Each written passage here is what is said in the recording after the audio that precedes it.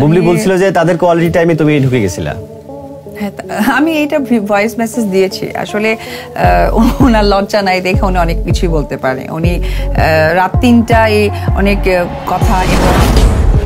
বাংলা চলচ্চিত্র জগতের সবচেয়ে আলোচিত ত্রিভুজ সম্পর্ক শাকিব খান, বুবলি আর অপু বিশ্বাস। সম্প্রতি শাকিব খান ও বুবলিকে একসাথে আমেরিকায় সময় কাটাতে দেখা গেছে। সোশ্যাল মিডিয়ায় তাদের ঘোরাঘুরি ছবি ও ভিডিও ইতিমধ্যে ভাইরাল হয়ে গেছে। কিন্তু এর মাঝে মুখ খুললেন শাকিবের সাবেক স্ত্রী অপু বিশ্বাস। তিনি একটি অডিও বার্তায় জানিয়েছে, শাকিবের জন্য আর জীবন নষ্ট করব না, আমি নতুন করে আমার জীবন সাজাবো, আমার নিজের কাজ, ক্যারিয়ার আর সন্তানের জন্য আমি বাঁচতে চাই। এই মন্তব্যে ভক্তদের মধ্যে মিশ্র প্রতিক্রিয়া দেখা দিয়েছে।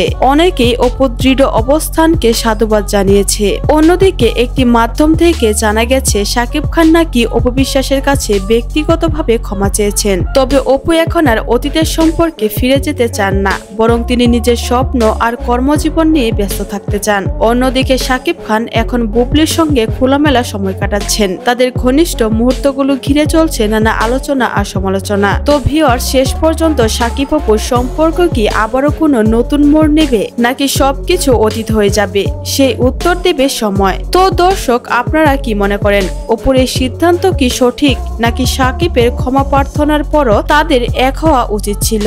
কমেন্ট করে জানাতে পারেন আপনার মতামত। ভিডিও ভালো লাগলে লাইক, কমেন্ট আর সাবস্ক্রাইব করতে ভুলবেন না।